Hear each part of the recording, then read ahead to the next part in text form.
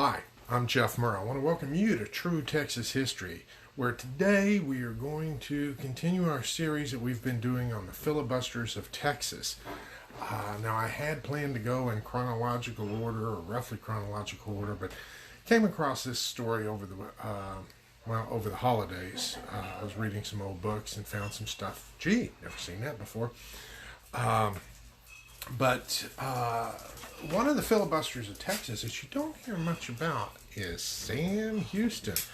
Yes, you hear a lot about Sam Houston and what all he accomplished in his life, but the little corner of his life concerning the filibuster episode is often not mentioned, or rarely mentioned. It seems that when Sam Houston resigned the governorship of Tennessee and went to live with the Indians, there were some people that didn't take too kindly to it.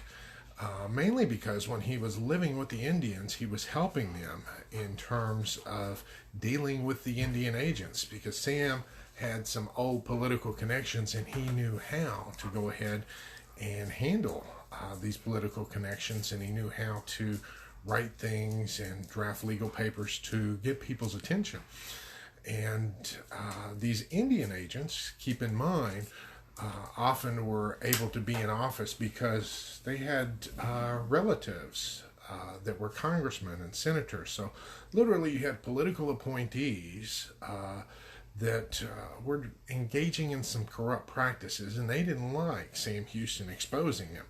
And so they went about spreading rumors that Sam Houston was over there in Arkansas organizing the Cherokee Indians for a huge invasion of Texas, which at that point was still highly illegal to go venturing into Texas. And although not everyone believed these rumors, the rumors did make it up to President Jackson's desk, and Jackson got his attention to where he personally wrote Sam Houston, who was a friend of his, inquiring about these vicious rumors about him using the Cherokee Indians to conquer Texas and turn it into his own little fiefdom.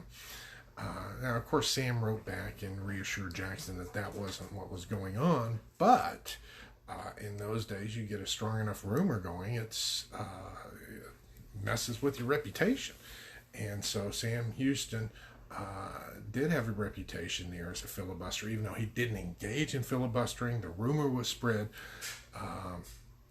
So, you know, when you realize that this happened in 1829 and he wasn't even in Texas yet, when he finally arrived, people would take notice. I mean, here's a guy that had a reputation of wanting to conquer Texas, and he suddenly shows up in Texas. You're going to say, hey, I heard about you. So this is a little interesting story about Sam Houston filibustering that I thought that y'all would enjoy. So hope y'all had ended 2020 fine, and let's hope for a good new year. And we'll keep the stories about the filibusters and Texas history rolling. So until later, this is Jeff Murrah wishing you via con Dios, my friends. Goodbye.